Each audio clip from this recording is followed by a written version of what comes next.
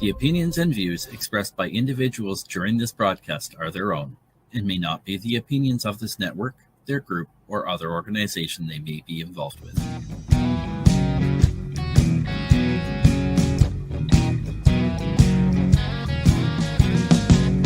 I'm looking at myself, reflections of my mind. It's just the kind of day to leave myself behind. So gently swaying through the fairyland of love. If you'll just come with me, you'll see the beauty of Tuesday evening news. Tuesday evening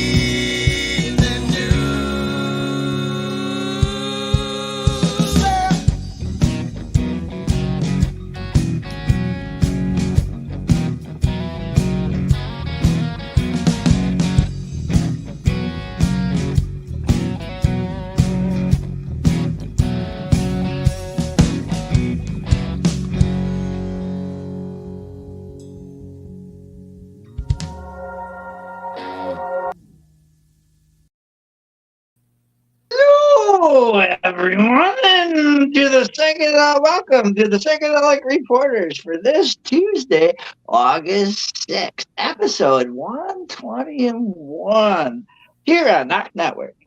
The video news podcast focused on psychedelic medicine being reported in mainstream media. Shout out to the guys in Dead Ringer from Kirkland Lake, Ontario for the awesome intro track originally recorded by the Moody Blues with some customized changes for our show. I am joined by my amazing joint host, Tara Simpson, along with the one and only Bufo Alverius, who has chosen all of our stories for us. Hello, Tara. Well, hello, hobbies, and hello, everyone. Great to be back after another fantastic weekend. We just celebrated a long weekend, so it's been great. And I'd like to take a minute to introduce Bufo. He's our Sonoran desert toad, or Colorado mud toad. Did you know he emits DMT from his skin? And while that sounds like great fun, park rangers would like to remind you, everyone, please don't lick that toad. Dirty hands. I mean, too many touching. I mean, you got germs. They got germs. Right? Not to mention, I mean, you don't know how much DMT you're going to get in each lick. So, a controlled dosing process would probably be advised. Very, very, very well said. And you don't know how much, it's not just the stigma of people wanting to get high. You're going to get those users to enjoy psychedelics, and they have the right in some states to be able to do that. Amen. However, in the medical sense, yes, you want to be able to make sure you have the right dosage and they're safe and whatnot. And I mean, shit can turn like sour within like a 24, 48-hour period. Just the other day, I watched somebody throw away some contaminated shrooms. Oh, I hate when I hear that. Those poor shrooms getting contaminated. That's such a problem if you get bad spores or you don't have your sterility down. This was air. This was the good air, the fresh air intake, and good air output was the issue. That was changed from the last time. Last time I think the person had a fan, and this time they had the successful time last time that they didn't do what they did last time. It was just right. One thing. Yeah. Oh, I hate that. That's so sad. Poor mushies. But hopefully they'll fix their issues and they'll be able to start another batch and not contaminate them this time, so they can grow some beautiful medicine for people. Right. Right. And if I know, I think this person is doing it just for a just medical, like has no intentions of getting rid of her, even yeah. So it's for their own purposes and their own meds. Yeah. Right. And that's fantastic. And it really sucks when that happens with patient meds, because I'm sure patients are on a limited budget, and when you lose your possible medication for however long that would last them, Right. it can really suck. Right. And if they stop taking antidepressants and other meds to take these meds, it just fucks up the whole system. Yeah, absolutely. And that's where we come. And I love Bufo's first story, Harvard, straight out of Harvard magazine, Psychedelics for Healing. Psychedelics for Healing. How freaking cool is that? And that's Harvard's Glenn Cohen on the use of magic mushrooms and other psychedelics in medicine. And this was written by Olivia Ferrar. That's fantastic. So this article starts, psychedelic drugs, once considered primarily recreational, are making their way into clinical settings and increasingly helping patients with a range of conditions. Last fall, Harvard launched the study of psychedelics in society and culture, and an interdisciplinary effort across the Faculty of Arts and Sciences, Harvard Law School, and Harvard Divinity School. At the end of this month, a 3-day intensive training camp entitled Psychedelics Boot Camp 2024 will take place on campus as a part of the work of the Petrie Flom Center for Health, Law, and Policy, Biotechnology, and Bioethics project on psychedelics law and regulation. Wow, that's a long title, which brings right, especially after a long weekend. I'm like trying to read this and I'm like, oh, I'm a little tired, lack of sleep and too much drag racing. which brings together leading scholars to explore and develop psychedelic law and policy. In this interview, Glenn Goen, Atwood, and Williams, professor of law and faculty director of the Petrie Flom Center, discussed legal, ethical, and policy issues surrounding the use of psychedelics in medicine and society. The therapeutic use of psychedelics for psychiatric treatment dates back to the early 20th century. Despite their cultural rise in the 1960s, as Gerald Rosenbaum, Stanley Cobb professor of psychiatry at Harvard Medical School, discussed with Harvard Magazine in 2021. In recent years, clinical trials for psychedelics such as MDMA and psilocybin have intensified, with companies seeking FDA approval. The approval process is complex due to added ethical and patenting dilemmas, which is, again, we get back to this, they want to patent a plant, right, for standardized dosing, which is very hard to do because there's so many variables. Informed consent is particularly challenging due to the profound effects of psychedelics, which are influenced by the psychological state set and psychological environment setting. Concerns include patient vulnerability, potential misconduct, and equitable access, especially for disadvantaged groups. Trials face difficulties such as functional unblinding, where participants recognize their treatment status affecting trial integrity. In a blinded study, information is withheld from participants, so they have less potential to influence study results. Randomly, clinical trials are the gold standard in evidence-based medicine and usually operate as blind or double-blind studies. However, this is complicated in the case of psychedelics. Most participants know they're on a drug, even when they aren't informed. The reality is that the average participant probably knows which of the two states they are in. That's Cohen. Even a psychotherapist knows that they're experiencing a psychedelic. This becomes especially complicated in the context of vulnerable populations, patients who might benefit from psychedelic therapy, but could also be easily coerced into taking part in the study or even using the treatment should they become available. Veterans with post-traumatic stress disorder, for example, could be greatly benefited by drugs like psilocybin, which has been proven to alleviate some of the symptoms of the condition. Similarly, those in palliative care or hospice might find their transitions eased by certain psychedelic drugs, which promote feeling, well-being, and connectedness. Surrounding extreme pain and death, Cohen emphasizes the need for tailored protocols to address unique needs and risks for these demographics. Interesting. Cohen outlines 3 models for integrating psychedelics into society: medical, FDA approval, and licensed therapists, religious, legal exemptions for religious use, and personal, non-medical, non-religious use.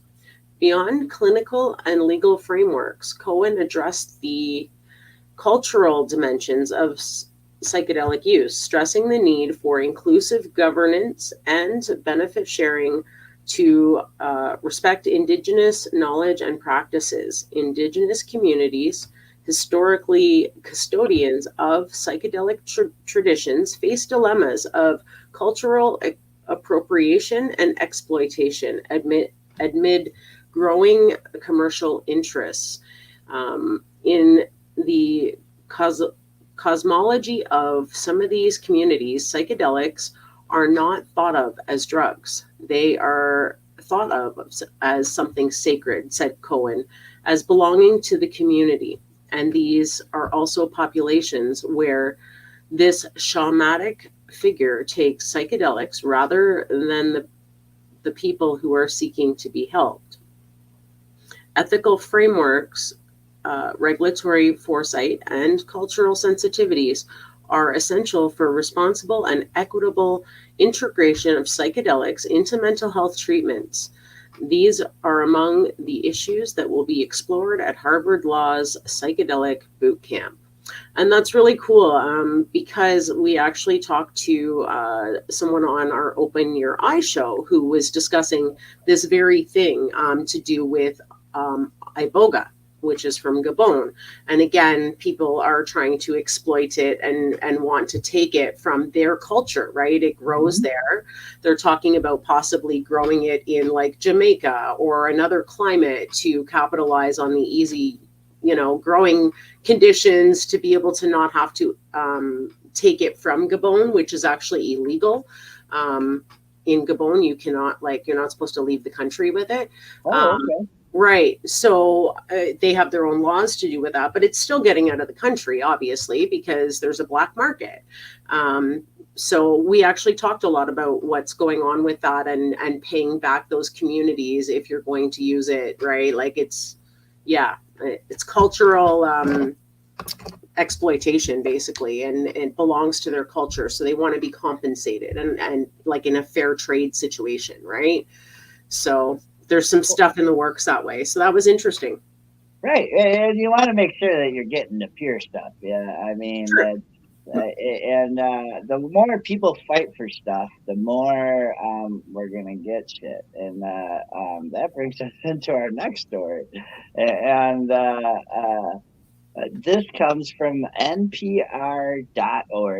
And this is, can MDMA still win FDA approval supporters rally as time runs out? And this is from Will Stone.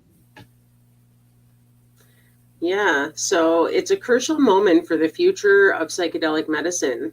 By August 11th, the Food and Drug Administration is expected to decide whether MDMA, the chemical found in ecstasy or Molly, can be prescribed as a treatment for post-traumatic stress disorder. And supporters have launched an all-out push to convince the agency to greenlight the therapy. FDA approval is far from certain, given that advisors to the agency overwhelmingly rejected the evidence supporting MDMA in combination with psychotherapy in June. Military veterans have emerged as some of the most visible advocates, arguing it fills a much needed gap in effective treatments for post-traumatic stress disorder. My stupid phone. Roger Mason, a Army veteran, was skeptical when his wife broached the idea. I blew it off as a bunch of woo-woo, recalls Mason, who is 55 and suffers from post-traumatic stress disorder for years after his military service. No way. Working in the music industry, he traveled in circles where ecstasy made an appearance, but had never been interested in taking the drug himself. So it's with a touch of irony that now he describes himself as a believer. The treatment rid him of his chronic nightmares and dramatically turned down the volume on his other symptoms. He's even planning to travel to Washington, D.C. in the coming days to meet with lawmakers and lobby with other veterans. Wow, I just got goosebumps. No kidding. I'm a complete newbie at this stuff, says Mason. I feel I need to say something and hope that somebody will listen. Recently, others have chimed in too. As of Friday, more than 60. That's right, 60 House Democrats and Republicans had signed on to a letter organized by the Veterans Group calling for FDA approval. And another letter is making its way through the Senate. Some prominent figures in mental health and psychedelics, plus a few billionaires on social media, have joined the fight too. The drug maker Lycos Therapeutics is also putting resources into the effort to build public support. The company wants to ensure the voices of the patients weren't lost, says Amy Emerson, Lycos CEO. The unmet need is clear. Wow. Can the FDA go against its advisors? Ooh, that's an interesting question. The downvote in June, not to mention controversy about the trials that spilled into view during a public hearing, has put the FDA in a tough spot. Heeding its advisors' recommendations and denying approval, or green light the long-awaited decision on psychedelics? Those are the questions, folks. History suggests the odds are stacked against approval. Research shows FDA sides with its advisory committee in most circumstances. And when the agency does deviate, it's usually in favor of taking a more cautious approach. Hardly ever do they go against a negative vote, says Dr. Aaron Kesselheim, a professor at Harvard Medical School who specializes in FDA law. However, the FDA isn't immune to public pressure. There are times when the agency has moved ahead in spite of its advisors, particularly when patients have mounted an aggressive advocacy campaign. Historically, it absolutely does make a difference, says Kesselheim, who was caught in the middle of a contentious decision on an Alzheimer's drug. The FDA doesn't operate in a vacuum. The staff read the same newspapers as you and I read, he says. The agency has a range of options. Lycos could be required to submit additional data or even run a new clinical trial, which could push back the timeline considerably. Alternatively, approval could come with requirements to do post-market research, plus tighten restrictions on how the drug is administered.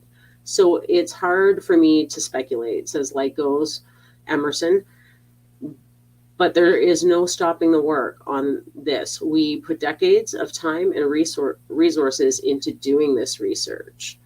Even those in favor of approval are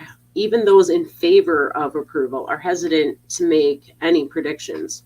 I would not hazard a guess, says Harriet DeWitt, a professor of psychiatry and behavioral neuroscience at the University of Chicago, who has studied MDMA. The FDA is faced with a very difficult decision, and that sets a precedent going forward. Arguments for approval. Still, most in the field believe that the approval for MDMA is not so much a matter of if, but when. The treatment was granted breakthrough status, and FDA staff signed off on the trial design, although it became clear during the advisory meeting that certain recommendations were not followed. Dr. George Greer, who signed a letter with DeWitt and a handful of other researchers, was surprised by the unfavorable reception in June. Still, he remains confident the drug will have its day. The benefits of MDMA will for people with severe PTSD is virtually overwhelming, says Greer, president of the Hefter Research Center Research Institute, a nonprofit that funds psychedelic research. I still want to visit this place now. Greer takes the long view, having used MDMA in therapy sessions at a San Francisco practice in the early 80s, before the drug became a Schedule I controlled substance. It blocks the emotional fear response for a perceived threat, says Greer. It also provides the emotional energy to face those horrible trauma memories and come into balance with them. The argument many U.S. veterans make in their lobbying for MDMA is that it works to heal the mental wounds of service, when other drugs like antidepressants don't.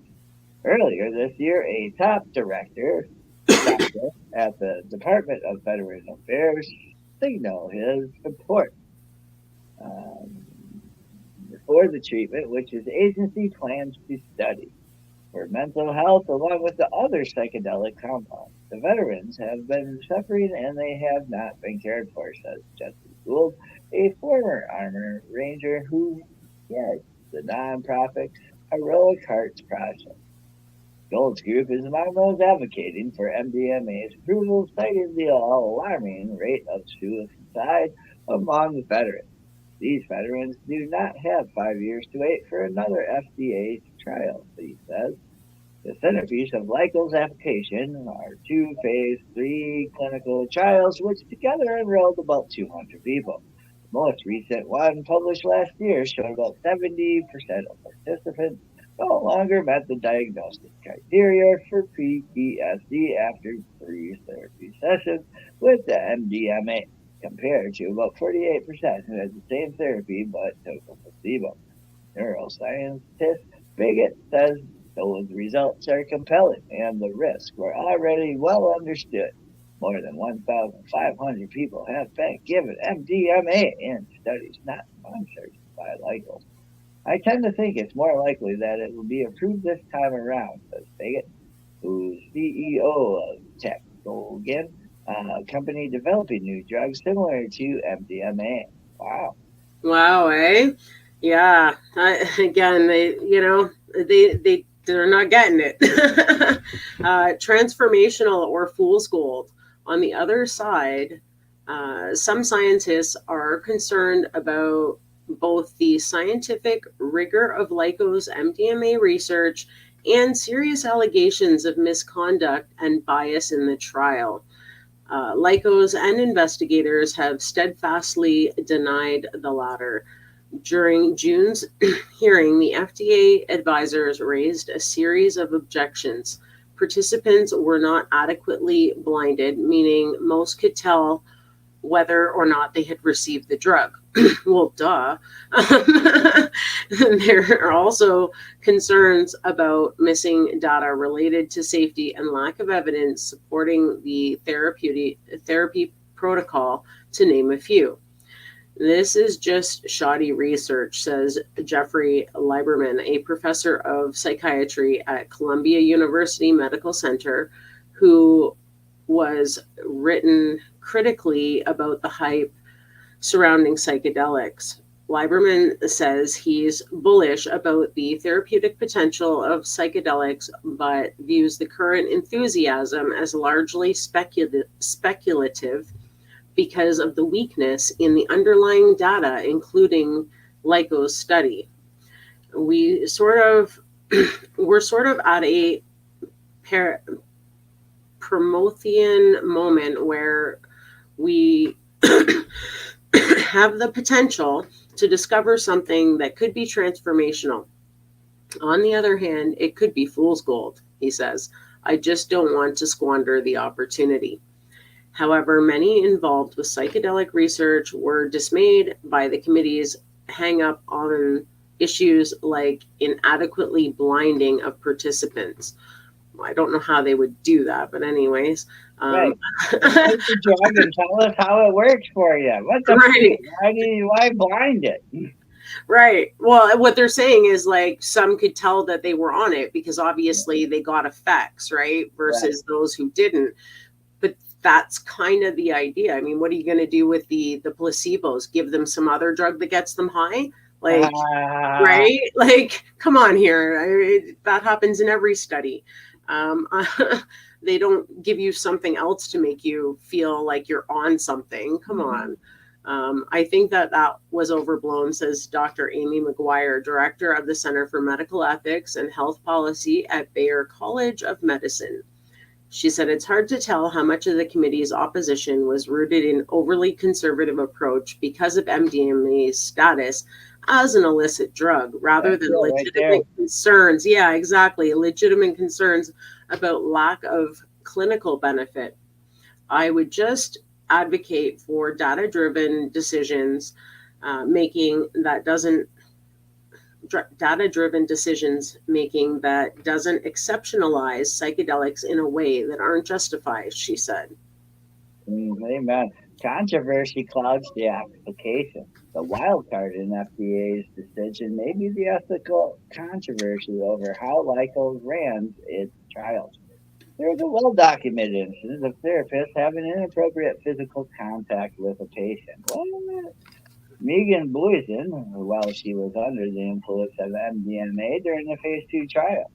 Sarah McNamee, a participant in phase 3 trial, has described her own experience of worsening symptoms of suicidality and become inappropriate influenced by her therapist. These issues and others were raised in a report from an institute that evaluates clinical research and, in addition to the FDA, calling for a public hearing because of allegations that bias influenced the results and some patients experienced adverse events and were not reported. See, that's the thing. You got to look into people's characters before they do this and all that. Oh, man, what a... Right. I mean, again, that wasn't the drug making it worse. That was the trauma that happened to her because of the facilitator who was a scumbag, obviously, and crossed ethical and legal lines while she was under the influence of a drug. That's not the drug itself. And during the June advisory meeting, the FDA staff alluded to an ongoing investigation, but a spokesperson told MTR that the agency cannot comment on the details. I think any approval would require a full investigation of how LICO's conducted its trial,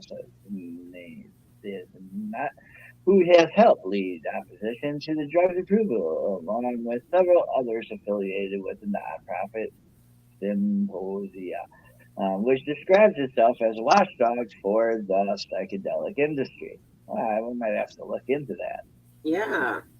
Since the hearing, online disputes have played out between the faction in the favor of and against approval, with both questioning the underlying motives. For her part, Devina says trial participants who contacted her are afraid to come forward publicly because of the possible backlash. Wow. The concerns and doubt about MDMA reflects issues with the history of the drug maker and this trial, not necessarily the broader psychedelic industry, said Taktojan Baggett. LICO's was incubated by a nonprofit agency group, the Multidisciplinary Association for Psychedelic Studies, or MAPS, which started clinical research on MDMA 2 decades ago. You have this disorganized activist organization that has this quinotic quest to make an illicit drug into a medicine. And slowly, over time, they have become more professional, he says. The form of therapy used in MDMA sessions, which was developed by MAPS, has faced criticism that it can lead to abuses of power when patients are under the influence and suggests vulnerable to suggestion. We cannot just use this sense of urgency to push forward a harmful model, which would ultimately backfire, says Devenot, a senior lecturer in writing at Johns Hopkins, who studied psychedelics. Even though MDMA goes hand in hand with psychotherapy, the agency doesn't actually regulate the component. So ultimately, there's no way to require that therapeutic approach be used when treating patients, says Baggett. McGuire, the Bayer College bioethicist, notes people are already seeking out the drug in the context of underground psychedelic retreats. Her research has detailed nearly 300 of them. Many of them are advertising in the US, raising all kinds of safety issues. To me, that a harm reduction approach might be to have an approved medication that people can get administered under medical supervision, she says. By Baggett's estimation, MDMA is unlikely to be a blockbuster drug. More than anything, he says, approval would be a big deal culturally and trigger investments in future psychedelics. Roger Mason, who benefited from the treatment, wants to see MDMA approved, but he's mindful of not overselling the drug. It's just another tool. It's not a magic pill, he says, and there's still a lot of self-work that has to go into it. Absolutely. If you don't do the work, you can take all the pills, all the drugs, all the herbs in the world, but you have to be doing the work, right? Right. And to be honest, man, it's the integrated system, and they do it with therapists and whatnot, and they do it in a healthier form. That's going to be in a lot. I guess it's kind of like what chip sitters are, but more advanced. And a public can't argue that, but at the same time, a public can't afford going to a fucking therapy post that is probably $7,000 a month for me to go to it. Right. And I mean, this article also touches on abuse of power. Well, again, if we're going to make it a therapeutic setting, then why are we not having at least audio recording like they do at Church of Ambrosia? Just saying. They actually do audio recording in their sessions. No video recording for obvious privacy reasons, but everything is audioed. So if there's anything said out of context or out of line or anything like that, it is captured in that audio. So why can we not have that as part of, the regulated therapeutic setting, right? Mm-hmm. That there be some sort of protection for patients, just as there is in any other setting, right? Well, not just for the patients, but even for the facilitator. I mean, we're in, even with medical field, we're in a CYA environment. Cover your ass to give patients quality treatment, and make sure you're giving that so it doesn't bite you. Exactly. So, I mean, they can't just deny it and say, oh, no, because it could be harmful because someone might abuse a patient. Well, that happens in every setting in the world, whether it's in a medical setting or a legal setting or, mm-hmm. People are people. They're going to do stupid stuff. So just put things in place so that they can't do stupid stuff to other people. Right, and it's a new thing. I mean, the treatment centers are so used to abstinent care that to bring in another drug where other drugs have failed in the past, there's a lot of that skepticism as well. Absolutely. So it is medication time. That's right. It's time to pay some bills. So stay tuned for a word from some of our sponsors, and then we will return with more articles that Bufo has chosen for us, making mainstream media news. Back in 4 minutes and 20 seconds here on the Psychedelic Reporters on NOK Network.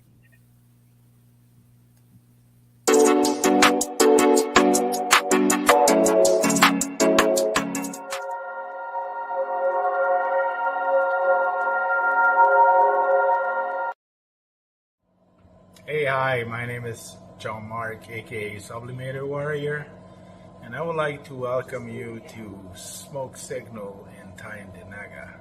One dab make your whole dome drip sweat. One dab make the homies all dip set.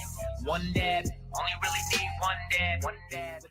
Smoke Signal is a medical dispensary where you can get all your products and needs. Start vaping a whole bunch. Might just start laying up the blunts. God.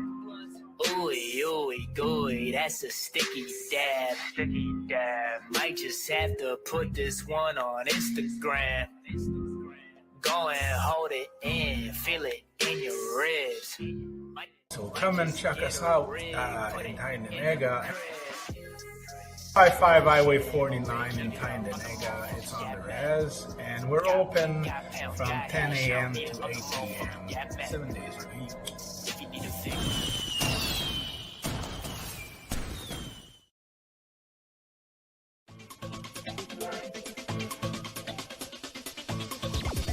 Advertising space available at NOK.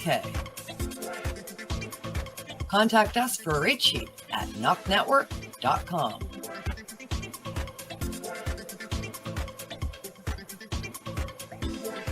Send us a message on our social media platforms or email us at info@NOKNetwork.com.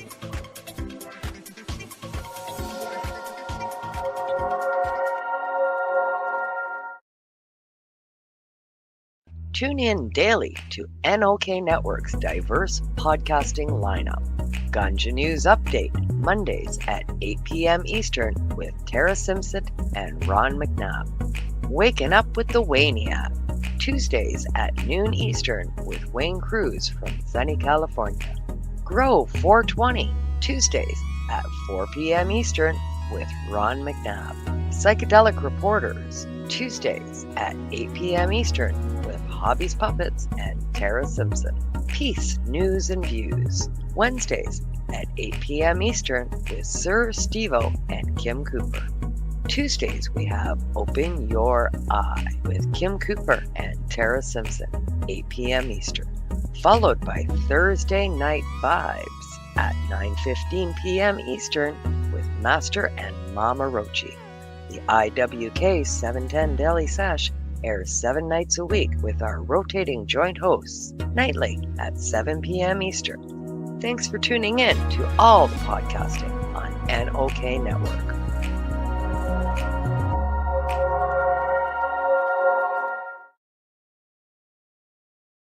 Are you a Northern Ontario resident searching for credible information on cannabis as a medicine? No Sir is here to help. Established in 2013, Northern Ontario Cannabis Education and Resources is here for you. No Sir Director Kim Cooper brings you 45 plus years experience utilizing cannabis as a medicine and is spreading the education across the North. Activism, resources, referrals, and more at No Sir. Don't be a jackass. Say no sir to cannabis propaganda with No Sir. Find us at www.nocer.ca.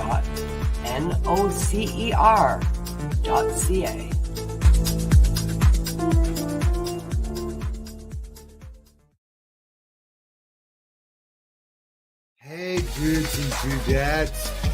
Enjoy the show, man. And we're back from our medication session live on Psychedelic Reporters here on NOK Network.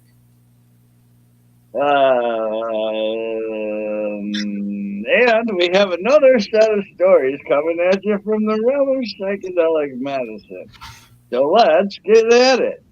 Alrighty. So this next article is a real kick-ass article, and I actually brought it up because the mushroom group actually told me they like it when we report on some of the trip sitter stuff. And there's some great articles and a new one out there. And this is tripsitter.com.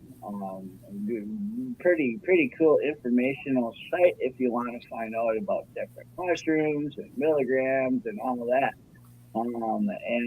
This is What is Lemon Tech? And this is by Dan Sims and updated by Justin Cook. Wow. So this talks about when life gives you lemons, just add magic mushrooms. Here's everything you know about about the lemon tech and how to do it yourself. The lemon tech method of preparing magic mushrooms is very simple. Grind your dried magic mushrooms into a fine powder and soak them in some lemon or lime juice for about 15 minutes before shooting the whole thing back like a shot. Mixing the juice of 1 lemon per 2 to 3 gram dose of mushroom powder together in a shot glass or small cup. You can add some sugar or ice to further mask the taste of the shrooms. Lemon tech has 4 main benefits. So the first one being faster onset of effects. The lemon juice helps extract the psilocybin and the psilocybin out of the mushrooms, making them more bioavailable to the body. Number 2, stronger psychedelic effect. The lemon juice speeds up the conversion of psilocybin to psilocybin, improving taste. The sweet and citrusy flavor of lemon juice masks the bad taste of the mushrooms. I would agree. Less nausea and less stomach pain. The lemon juice soothes the stomach and reduces the chance of nausea and stomach aches from taking the magic mushrooms. Lemon tech intensifies magic mushrooms. Lemon teching increases the potential of magic mushrooms by up to 20%. It does this by improving the absorption of the active ingredients and speeding up the conversion of psilocybin to psilocybin. Another theory is that the high vitamin C content of lemon juice protects the psilocybin from oxidation and deactivation. Lemon tech isn't going to double the intensity of your mushrooms by any means, but it can certainly optimize your mushrooms to ensure you're getting as much out of them as possible. Many factors can affect the amount of potency increase you can expect from the lemon tech method. The amount of time the mushrooms are allowed to steep in the lemon juice, the pH of the lemons you use, the dose of food or drinks you consume prior to the mushrooms, set and studying individual size tolerance etc. All alter the potency of the mixture. Yeah. Lemon tech eliminates common side effects of magic mushrooms. One of the most common side effects of eating dried magic mushrooms is a syndrome referred to as gut rot. Many users feel a strong sensation of nausea and stomach pain starting about 30 minutes after eating magic mushrooms. Gut rot is not believed to be caused by various proteins and fibers contained in the mushroom that the body has a hard time breaking down. They can irritate the digestive tract, leading to pain, bloating, and nausea. One of the biggest advantages of lemon tech is that it can significantly reduce the odds of experiencing this particular side effect. The combination of manually grinding and the citric acid from the lemon juice break down the various proteins and fibers in magic mushrooms. This can irritate the digestive tract, essentially by pre-digesting these elements. The digestive tract has a much easier time breaking these elements down. So lemon tech kicks in more quickly than raw mushrooms. The effects of lemon tucking will kick in slightly more quickly than regular shrooms. Most people start noticing the effects after 20 to 45 minutes compared to 30 to 60 minutes. The main reason for this is likely through the increased conversion of psilocybin to the active form psilocin. Normally, we have to wait for the liver to process psilocybin into psilocin before the effects start to kick in. 15 minutes to exposure to low pH of lemon juice is enough to convert much of its active form before it can through the liver. You take lemon tech on an empty stomach to further reduce the onset time, although most people find this unnecessary. Huh. Interesting. How do you make lemon tech? Making lemon tech is straightforward, even if even if it's not the most precise process. The only thing you need in addition to your regular shroom supply is fresh lemon juice and a small glass. So, ingredients: magic mushrooms, 1 to 2 lemons, limes will also work, a coffee grinder, herb grinder, or blender, a strainer or cheesecloth, which is optional, a small shot glass, and a spoon to stir. Step 1 is to grind your mushrooms into a fine espresso like powder. The finer the better, so take extra time to ensure you have an extremely fine and consistent grind. How quickly the mushroom powder dissolves in the lemon juice depends on how fine the grind is. A blender or coffee grinder will work fine, but a stone mortar and pestle work best to get the shrooms into a nice fine powder. Wow, step 2, you squeeze some fresh lemon juice.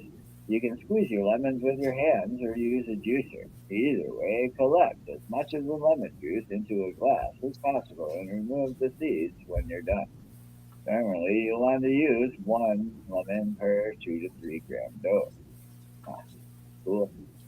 Wow. Step 3, mix your lemon juice with your powdered shrooms and wait.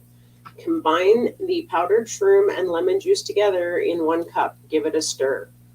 So everything is mixed, and then leave it alone for about 15 minutes. Make sure to wait the full 15 minutes so the citric acid has a chance to work its magic. Oh, wow. Step 4 is optional, and this is draining. At this point, you'll be left with a dark-colored, mushy liquid. Some people strain the liquid through a mush strainer or cheesecloth to remove the little bits of mushies floating around. This will still provide strong psychoactive effects.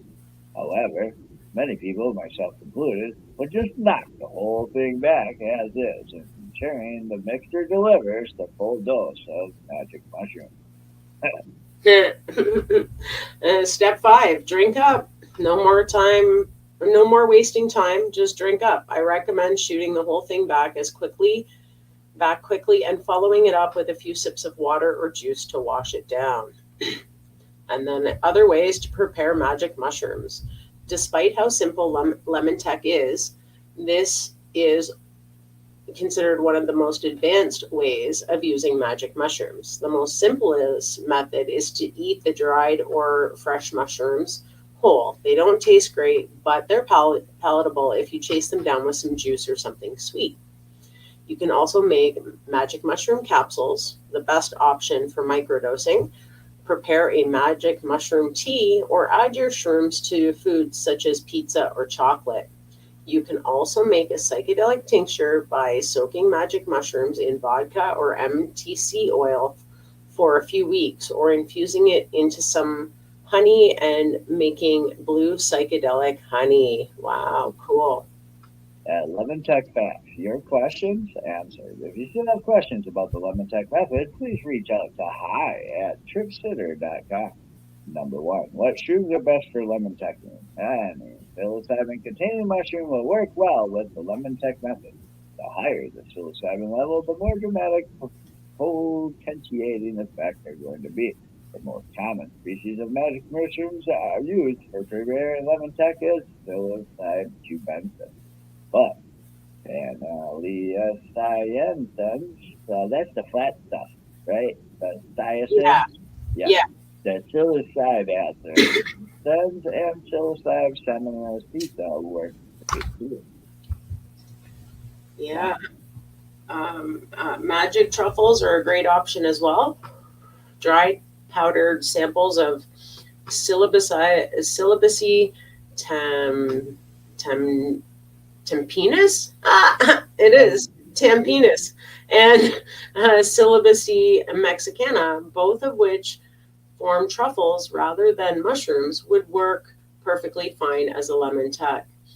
Within the Syllabaceae cubensis species, you can use any strain you like. Again, the most common or the most dramatic increase in potency will come from the most potent strains themselves because these samples contain the most psilocybin. Some of the strongest strains are consider are tidal wave, penis envy, and fuzzy ball. You can also choose to use dried mushrooms or fresh mushrooms. Both work great, but you'll likely notice a bigger improvement in the potency when using fresh mushrooms with lemon tech. Number two, how it does. Long does a lemon tech stream trip last? The average lemon trip lasts for several hours, although it's typically shorter than the average trip. Shroom trip. There we go.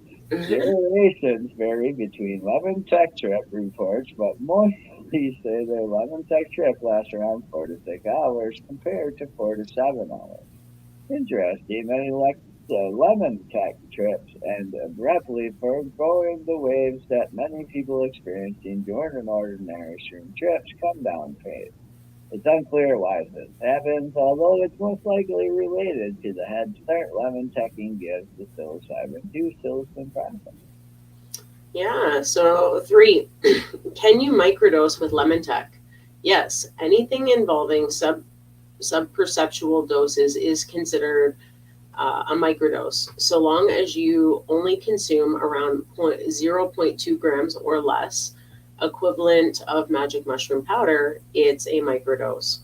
One method of preparing lemon tech microdoses is to use an ice cube tray and add 0.1 or 0.2 grams of magic mushroom powder to each cube. Then add enough lemon juice to each tray to cover the mushrooms. Let sit for 15 minutes, then fill the rest of the way up with water, and then toss them in the freezer. Each cube is dosed as a microdose. Use 1 ice cube in a smoothie to dose. Oh, neat. I didn't know you could do that. Dude, I love this place. Yeah.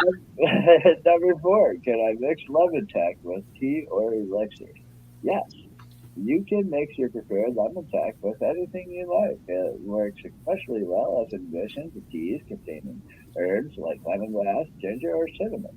And its citrus flavor complements these teas very well, and the medicinal ingredients the teas help to reduce your stomach discomfort. You can also use your lemon balm and concentrated elixir. Extracts of ginseng, spirulina, Ashwagandha, daga, reishi, and curacao are all great synergistic ingredients for your own psychedelic health elixirs. I think I would add cannabis to that. Yeah. Can I use other citrus juices instead? You bet. Lemon or lime juices are the most popular for preparing lemon tech, but other citrus fruits will do a similar job too. Basically, any fruit juice that contains a high level of vitamin C or citric acid will do the trick. This includes oranges, kumquat, and grapefruit. Some other non-citrus fruits that contain citric acid can also be used, but these won't work quite as well as the lemon or lime. These include pineapple juice and strawberry juice. Wrapping up lemon tech for a more intense shroom trip. Lemon teching is a popular way to get more out of your magic mushrooms and offers an excellent solution for masking the taste of dried mushrooms. Soaking mushroom powder in lemon and lime juice may decrease the time it takes your body to convert into psilocybin to psilocin, giving your trip a faster start, more intense peak, but slightly shorter duration of effect. Other citrus groups will work too. Try using orange juice or lime juice instead. Thank you, Dan Sims, Justin Cook, and Trip Sitters for putting out this knowledgeable website in order to shroom safely and healthily. Absolutely. That was a great article. A lot of people don't know that, even though they've used mushrooms in the past. When you tell them about lemon tech, they're like, what's that? I knew about the process, but I didn't know some of the other stuff in there as to why it works. So that was really cool. It is. And Bufo found that, and he actually was telling Dabbit the Wabbit earlier, before the show, that he chose that article because people have heard about it. They didn't really know the experience. It's just something you kind of heard about. Yeah, fantastic. I love that article. So, our next article is from Cycles. Cycles says psilocybin triggers inner healing mechanisms in depression patients, studies suggest. And this is by Vladimir Hedrick.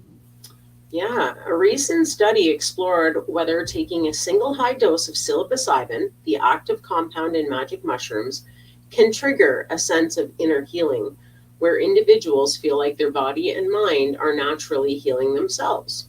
The results showed that participants who received a high dose of psilocybin reported stronger feelings of inner healing compared to those who received a placebo.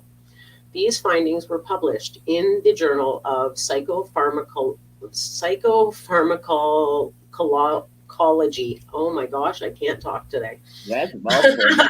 Psychedelics are substances that profoundly alter perception, mood, and cognitive processes. These include natural compounds like psilocybin and synthetic ones like LSD. They can induce vivid hallucinations and alter sense of time and deep emotional and introspective experiences, primarily through their action on serotonin receptors in the brain. Users of psychedelics often report that these substances facilitate profound inner healing by promoting emotional release and introspection. This healing process may involve revisiting and processing traumatic memories in a more detached and insightful manner. Psychedelics can also create a sense of interconnectedness and unity, alleviating feelings of isolation and depression. The altered states of consciousness they produce can sometimes lead to transformative insights. However, it remains unclear whether this inner healing is a real phenomenon or simply a commonly reported experience among enthusiastic users. Damn, I've been fighting nads on this thing. Hold on, let me scroll down here. All right. To explore this study, author Joseph Palillo and his colleagues hypothesized that individuals who received a high dose of psilocybin would report a stronger feeling of inner healing activation compared to those who received a low placebo-like dose. They conducted their study with 59 participants who had moderate to severe depression. This experiment was part of a larger study comparing the effects of synthetic psilocybin treatment with those of antidepressant escitalopram, both administered alongside psychological support. Study participants were 59 individuals with moderate to severe depression. This experiment was a part of a wider study that compared the effects of a synthetic psilocybin treatment and a treatment with the antidepressant escitalopram administered alongside matching psychological. Did I just read that? What's that? Well, I thought I just read that. My bad. For this specific part of the study, participants were divided into two groups. One group received 25 milligrams of psilocybin, while the other group received 1 milligram, acting as a placebo. The study was double-blind, meaning participants did not know which dose they received. After the effects of the psilocybin wore off, participants were asked to rate their agreement with the statement, "I felt like my body, mind, brain was healing itself automatically, naturally, or by itself." Wow, isn't that interesting? So they both got psilocybin, but in different doses. That's cool. Participants also completed various assessments, including the Beck Depression Inventory for depressive symptoms, the Emotional Breakthrough Inventory, and the Mystical Experiences Questionnaire, the Challenging Experiences Questionnaire, the Altered States of Consciousness Questionnaire, and a general measure of drug effective intensity. The findings showed that participants who received the higher dose of psilocybin reported significantly stronger feelings of inner healing compared to those who received the placebo dose. This suggests the experience of inner healing might be a genuine component of the psilocybin experience.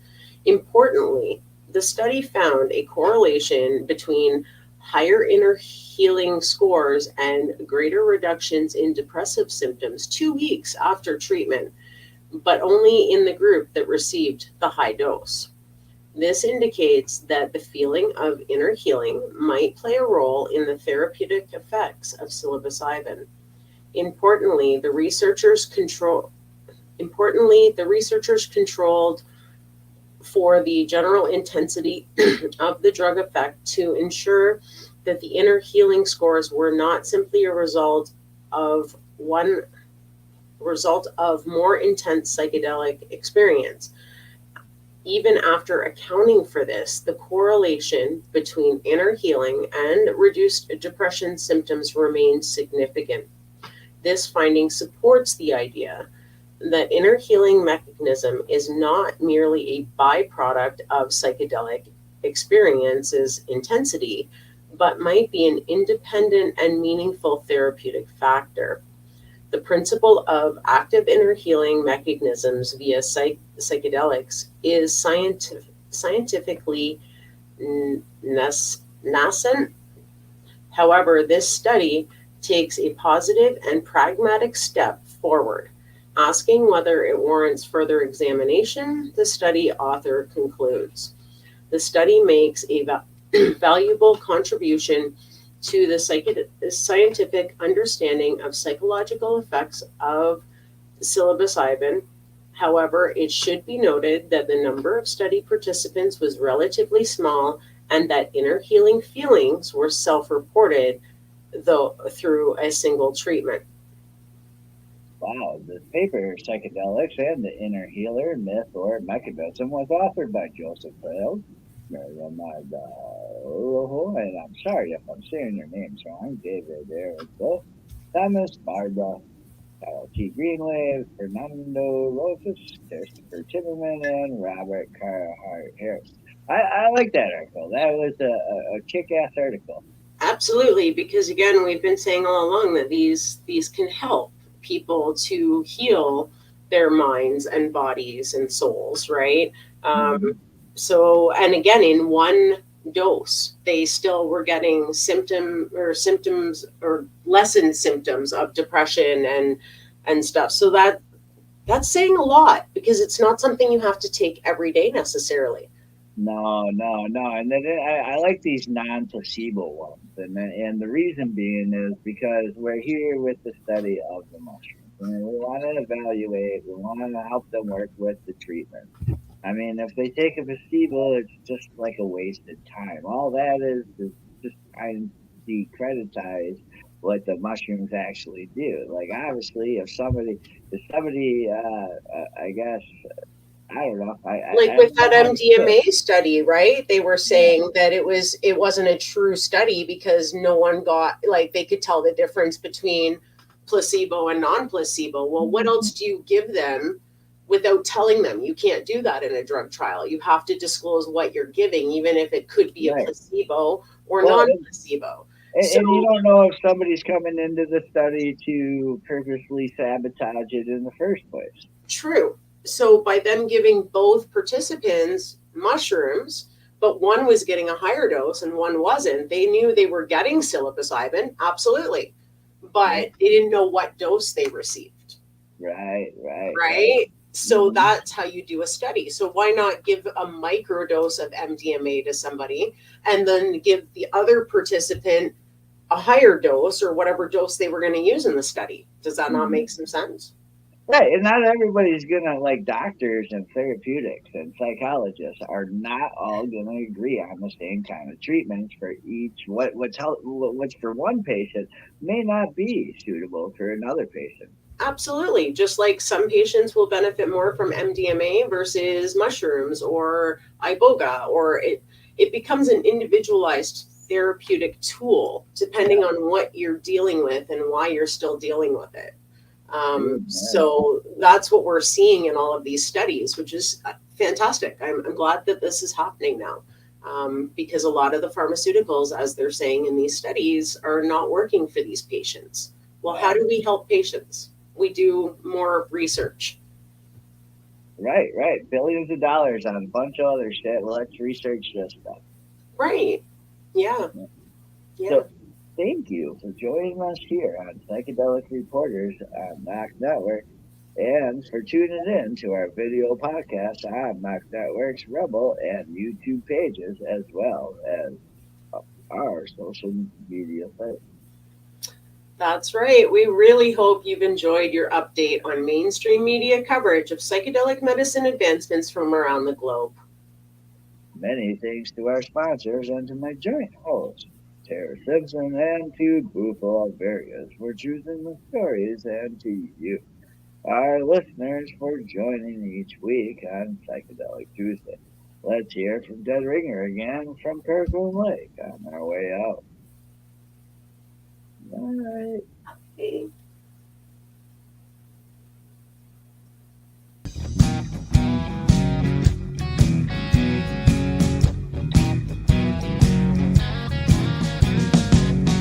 Looking at myself, reflections of my mind. It's just the kind of day to leave myself behind.